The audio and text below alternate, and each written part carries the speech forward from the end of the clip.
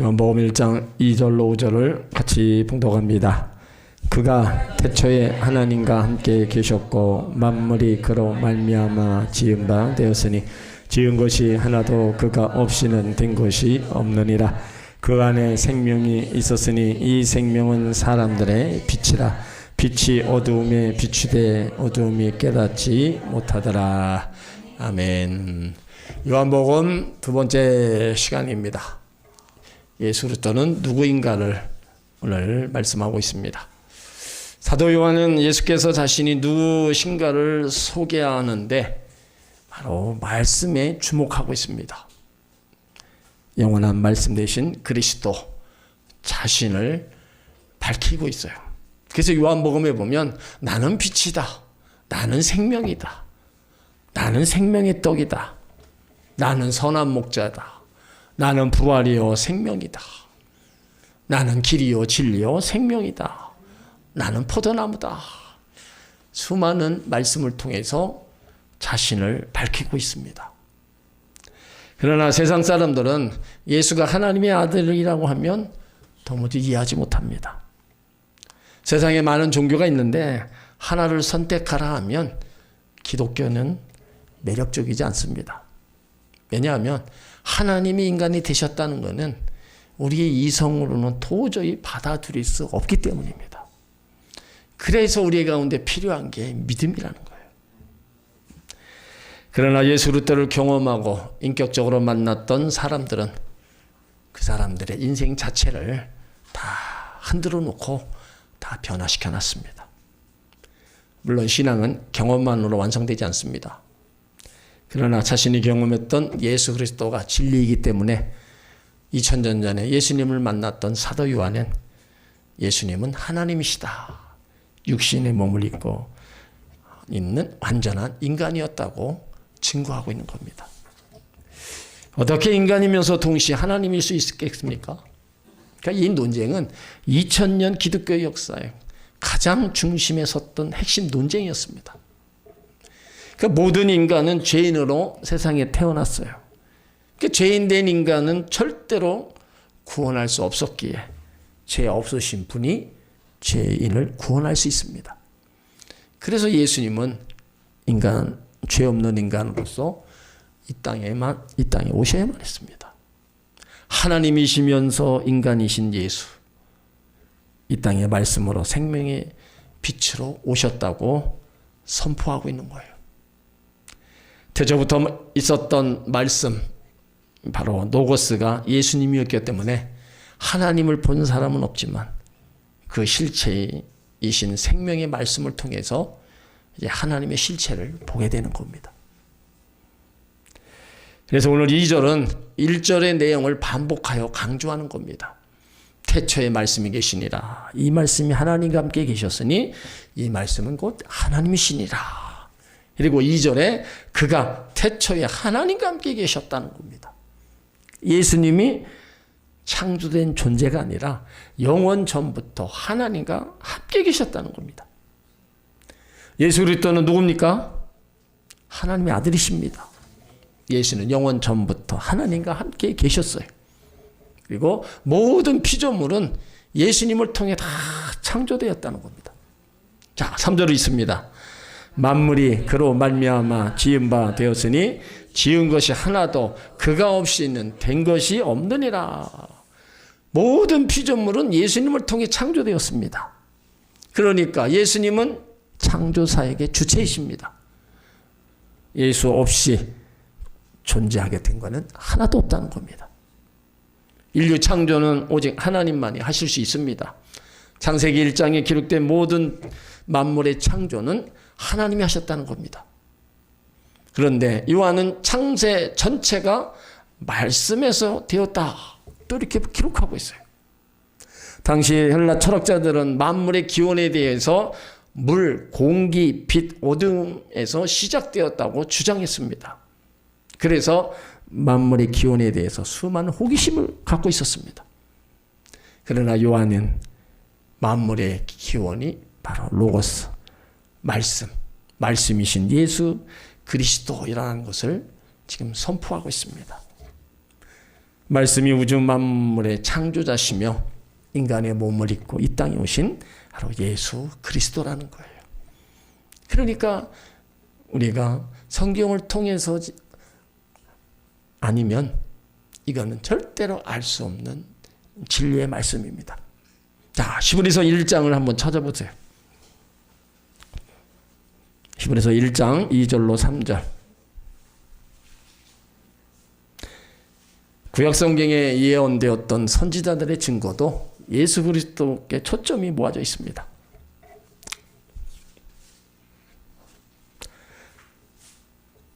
히브리서 1장 2절로 3절로 있습니다. 이 모든 날 마지막에 아들로 우리에게 말씀하셨으니 이 아들을 만유의 후사로 세우시고 또 저로 말미암아 모든 세계를 지으셨느니라. 이는 하나님의 영광의 광채시요 그 본체의 형상이시라. 그의 능력의 말씀으로 만물을 붙드시며 죄를 정결케 하는 일을 하시고 높은 곳에 계신 위엄의 우편에 앉으셨느니라. 이 모든 마지막 날의 아들로 우리에게 말씀하셨다. 이 아들을 만유의 후사로 세우시고 또 저로 말미암아 모든 세계를 지으셨느니라. 그리고 3절에도 그의 능력의 말씀으로 만물을 붙드셨다고 죄를 정결케 하는 일을 하시고 높은 곳에 계신 위엄의 우편에 앉으셨다. 그러니까 히브리서 기자는 구약 성경에 이었던 선지자들의 증거, 예수 그리스도의 초점이 모아져 있다는 겁니다. 예수 그리스도가 구약 성경에 나타난 어떤 선지자, 천사, 모사, 여호수아보다도 탁월하신 분이라는 겁니다.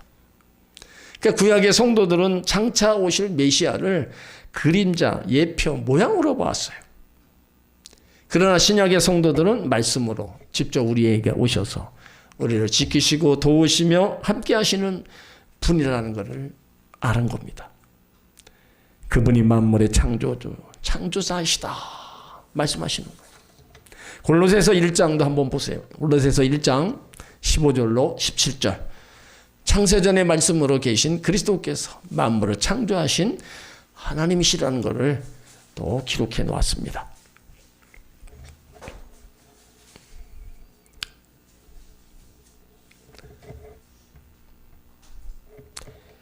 골로새서 1장 15절로 17절입니다. 같이 있습니다. 그는 보이지 아니하시는 하나님의 형상이요 모든 창조물보다 먼저 나신 자니 만물이 그에게 창조되되 하늘과 땅에서 보이는 것들과 보이지 않는 것들과 혹은 보좌들이나 주관들이나 정사들이나 권세들이나 만물이 다 그로 말미암고 그를 위하여 창조되었고 또한 그가 만물보다 먼저 계시고 만물이 그 안에 섰느니라. 그는, 예수님은 보이지 아니하시는 하나님의 형상이라는 거예요. 모든 만물보다 먼저 나셨다. 만물이 그에게 창조됐다. 예수님을 통해서 모든 만물이 창조됐다는 거예요. 그래서 하늘과 땅에서 보이는 거, 보이지 않는 거, 보좌들, 주관자, 정사자들, 권세, 만물이 다 그를 말미암고 그를 위해 창조되었다. 또한 그가 만물보다 먼저 계셨다. 만물이 그 안에 함께 섰느니라. 그러니까 예수님이 이제 모든 만물 창조 전에 계셔서 모든 만물들을 다 창조하신 예수님이라는 것을 선포하고 있는 겁니다. 그러니까 요한은 예수가 곧 하나님이시오, 그가 곧 창조주라는 위대한 선포를 하는 겁니다. 그러니까 우리가 기독교 신앙에서 성경을 알지 못하면 예수님을 알 수 없고 하나님의 전능하신 능력도 깨달을 수 없고 하나님의 창조와 구속의 역사를 이해할 수 없는 겁니다. 그러니까 우리가 성경을 통해서 하나님을 알아가야 되고 예수 그리스도를 알아가야 되고 그가 하신 일이 어떠인가를 우리가 자꾸 알아가야 되는 겁니다. 아는 만큼 믿어지고요. 아는 만큼 보이는 겁니다. 그렇지 않고서는 우리 신앙이 성경을 멀리하고 성경을 알지 못하면 믿음의 굳건히 설 수가 없는 거예요. 그래서 늘 강조하는 게 하나님 말씀을 가까이 하라는 거예요. 읽고 내가 또 듣고 그렇게 나가라는 겁니다.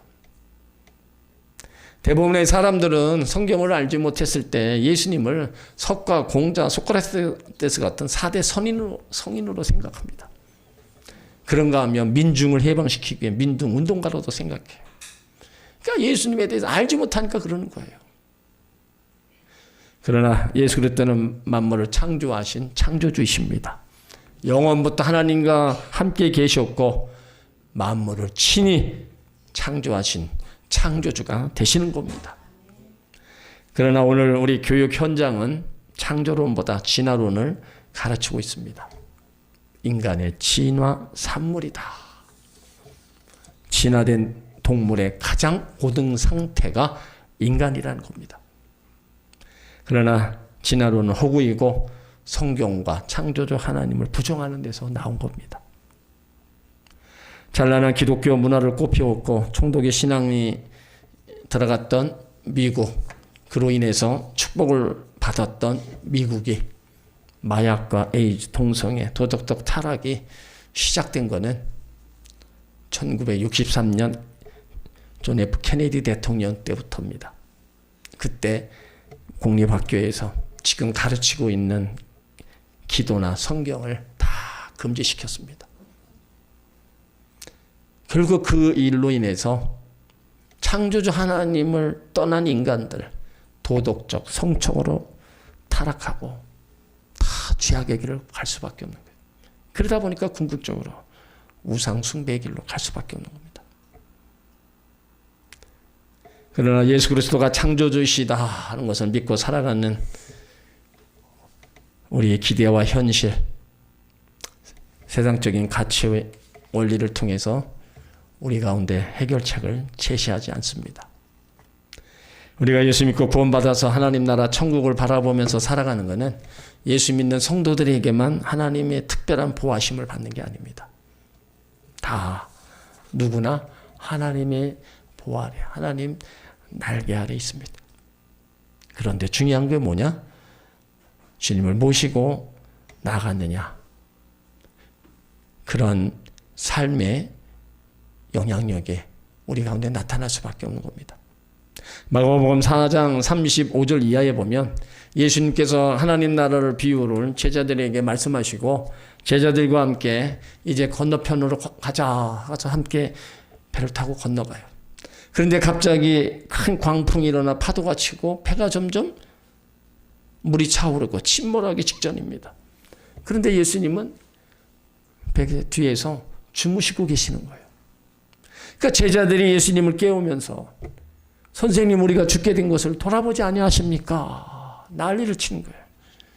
그때 예수님이 일어나셔서 바람을 꾸짖으십니다. 잠잠하라 고요하라 하실 때 파도가 그치고 잔잔해졌어요.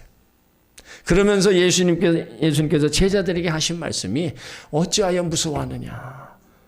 너희가 어찌 믿음이 있느냐? 말씀하십니다. 그러니까 예수님께서 제자들과 함께 배에 있었습니다. 그러나 예수님을 모시고 있다고 해서 광풍이 불지 않고 파도가 치지 않는다는 것은 성경이 약속하지 않는 내용입니다. 성경은요, 예수 믿는 사람에게 고난이 없다, 아픔이 없다, 그렇게 말씀하지 않으세요. 오히려 더 고난과 환난과 핍박이 있다 말씀하고 있어요. 그러니까 우리에게도 풍랑이 있고 인생에 고통과 고난이 있습니다. 그러나 너희가 어찌하여 믿음이 없느냐, 이 말씀이 가슴에 와 닿아야 됩니다. 고난, 여러 가지 환난이 있는데 예수님 말씀하신 게 어찌하여 믿음이 없느냐. 그러니까 인생의 풍랑과 고난, 마치 답이 없는 인생길을 가는 것 같지만 만물을 창조하시고 다스리시는 하나님 보호하심 속에 있기에 우리를 해하거나 절망시키지 못하고 신령한 복을 주시기 위한 연단임을 믿으시기 바랍니다. 여러분 한번 조금만 생각해 보세요.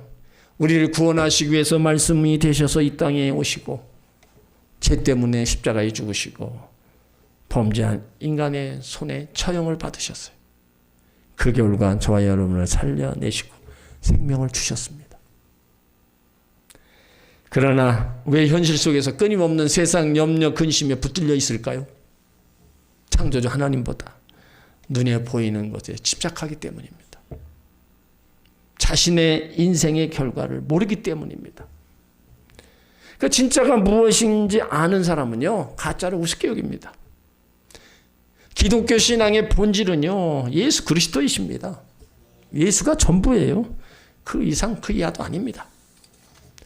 하나님이 어떤 분이신가를 알면 신앙은 쉽고요, 단순해지지만 예수님을 모르면 신앙이 힘들고 무거운 짐이 되는 거예요. 그러니까 세상을 창조하시고 통치하신 하나님이 우리를 하나님의 형상으로 만드셨고 우리와 영원토록 함께 하시는 분임을 믿으시기 바랍니다. 요한복음이 신비롭고 오묘한 말씀이라고 드렸어요. 그러니까 창세 전에 말씀으로 계신 예수께서 하나님의 아들이시며 창조주 하나님이시며 구속의 역사로 재창조로서의 역사를 말씀하고 있는 겁니다. 예수 그리스도께서 만물을 만드신 창조주라면 우리에게 생명을 주신 분도 바로 예수 그리스도라는 겁니다. 그러므로 모든 피조물의 생명은 하나님께 있는 겁니다. 모든 생명체 말씀이신 그리스도 안에서 생명을 가지게 되는 겁니다. 창세기에서는 생명이 있기 전에 창조된 것이 빛이었습니다. 창세기 1장 3절로 4절에 하나님이 이르시되 빛이 있으라 하시니 빛이 있었고 빛이 하나님 보시기에 좋았더라. 하나님이 빛과 어둠을 나누사 이렇게 말씀하고 있어요. 그러니까 창세기는 생명의 근원을 빛으로 말씀하시고 사도 요한은 생명의 시작이 말씀이라고 말씀하고 있는 겁니다. 그래서 오늘 4절에 보면 그 안에 생명이 있었으니 이 생명은 사람들의 빛이라. 예수님이 생명의 근원이십니다. 여기서 생명, 육체적 생명이 아니라 영원한 생명을 의미합니다. 빛은 진리, 구원, 하나님 계시를 상징하는 겁니다. 그러니까 예수 그리스도가 생명의 빛 근원 되신다는 거, 이게 요한복음을 관통하는 일관된 메시지라는 겁니다. 예수 그리스도는 우리를 구원하시기 위해 십자가에 죽으셨다가 장사한 지 사흘 만에 부활하셨어요. 왜냐하면 예수님이 창조주 하나님이시며 빛이요 생명이기 때문입니다. 육신의 몸을 입고 이 땅에 오셨지만 그 안에 생명이 있었기 때문에 죄와 사망의 권세가 그를 이기지 못했습니다. 생명이 죽음을 정복한 겁니다. 그러므로 예수 그리스도를 믿는 자는 예수의 생명을 소유하는 자는 영생을 소유한 사람이고 죄와 사망의 권세 이긴 사람임을 믿으시길 바랍니다. 그러나 빛 대신 예수님께서 생명음으로 이 세상에 오셨는데 영적 어둠에 있는 사람들은 깨닫지 못했다는 겁니다. 그래서 오늘 5절 말씀이 참 안타까운 말씀이에요. 다 5절이 있습니다. 빛이 어둠을 비치되 어둠이 깨닫지 못하더라.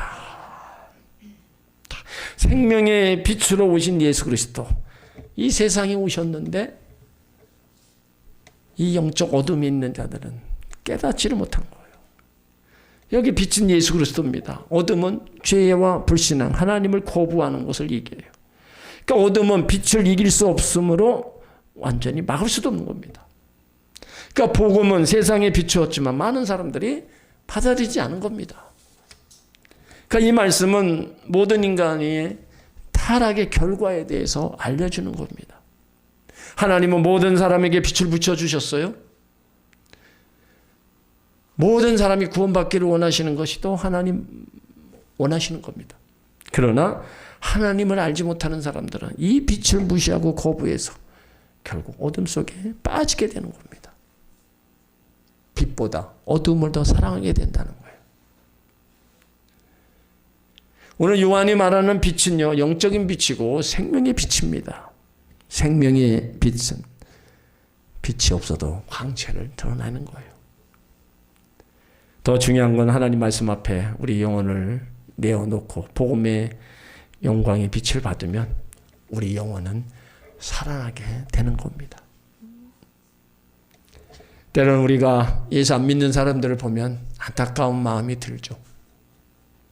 그렇게 이 땅에 와서 수고하고 애쓰고 고생하고 살다가 나이가 들고 몸이 병들고 그렇게 한평생 살아가면서 예수 그리스도를 전해도 전혀 거부 반응으로 들으려고 하지 않는 그런 분들을 만나면 너무 안타까워요. 예수 믿는 거 돈 들어가는 것도 아니고 큰 거 뭔가 요구하는 것도 아닌데, 그러니까 영적인 일은 성령이 아니면은 안 되는 거예요. 아무리 우리가 가서 사정을 해도요, 하나님이 성령이 역사하지 않으면 그냥 그 마음의 문을 팍 닫아버리는 겁니다. 굳은 마음이 돼서 어떤 얘기로 심령 안에 들어갈 수가 없는 거예요. 이게 참 안타깝죠. 우리가 예수 믿고 이렇게 하나님 예배하고 찬양하는 거, 여러분 이건 아무것도 아닌 거라 여러분 생각하시면 안 됩니다. 믿지 않는 사람, 복음을 받아들이지 않는 사람들과 한번 비교해 보세요. 그러면 우리가 예수 믿고 구원받은 하나님 자녀 된 거에 대해서는 엄청난 은혜고 여러분 복 중에 복입니다. 그러니까 우리가 예수 믿고 하나님 자녀가 되어서 빛과 어둠을 우리가 구분할 줄 알고, 또 예수 믿어 영원한 생명을 얻었다는 것을 우리가 믿고 안다는 거, 이거는요 엄청난 은혜고 복이라는 겁니다. 그러니까 사도 요한은 이 빛, 영적인 빛, 생명의 빛, 결국은 예수 그리스도를 지금 전하고 있는 겁니다. 고린도후서 4장 6절에 보면 어두운데 빛이 비추라 말씀하셨던 그 하나님께서 예수 그리스도의 얼굴에 있는 하나님의 영광을 아는 빛을 우리 마음에 비추셨느니라. 어두운데 빛이 있으라 말씀하셨던 창조주의 능력으로 영광의 빛을 우리 마음에 비추시는 한 우리는 영적 소경이기 때문에 복음의 빛을 볼 수가 없습니다. 그래서 우리 가운데 생명의 빛, 바로 예수 그리스도로 말미암아 우리가 새 생명을 얻고 복음의 빛을 우리가 받은 거예요.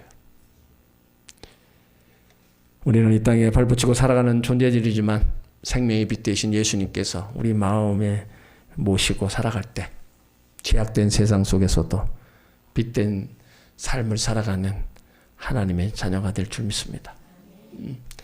그러나 우리가 아무리 세상 속에 빛을 할지라도 그 빛은 자연적으로 반사되는 게 아닙니다. 예수 그리스도로부터 받아서 비출 수 있다는 겁니다. 왜냐하면 우리는 발광체가 아니라 반사체이기 때문입니다.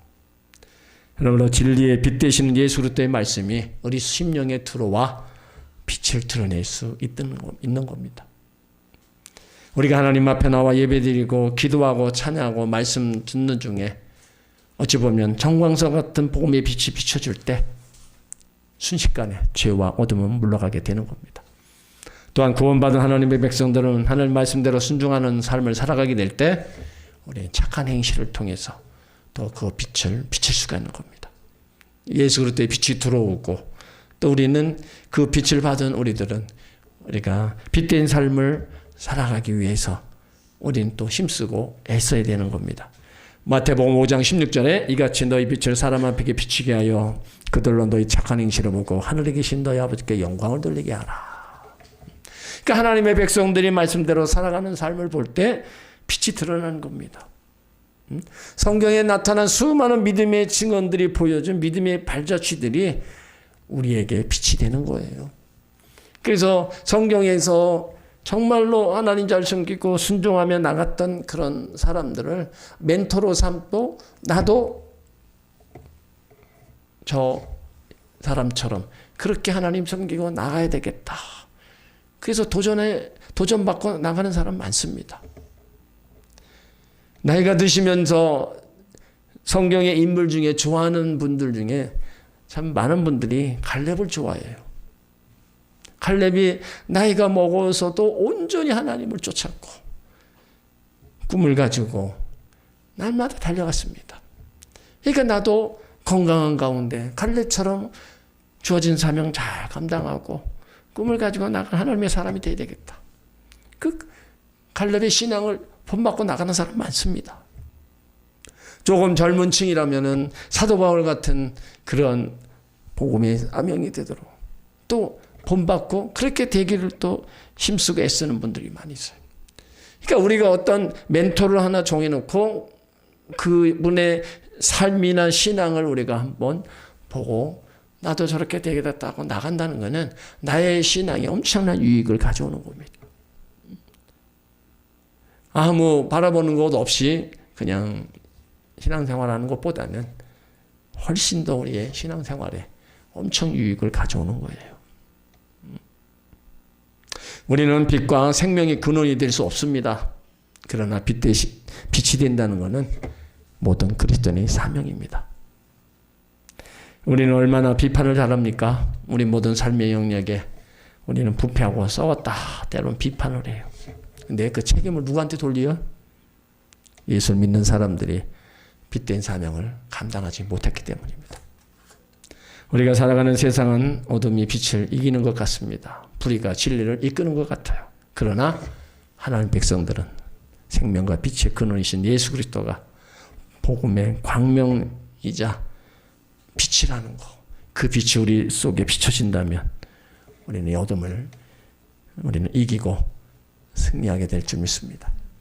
그래서 빛된 자녀답게 그 빛을 드러내는 하나님의 자녀로 또 살아가면서 우리의 착한 행실을 보고 하나님께 영광도 되고 많은 한 사람 한 사람이 또 주께로 돌아오는 계기가 되어야 된다는 거예요. 오늘 사도 요한은요, 예수님이 누구신가를 오늘 전하고 있습니다. 태초에 하나님과 함께 계셨다는 거예요.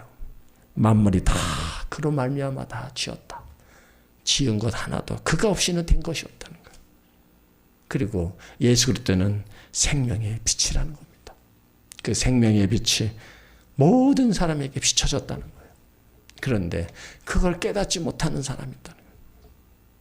우리는 생명의 빛이 예수님이라는 것을 깨달았다면 그 예수님을 우리도 전하며 살아야 되고요.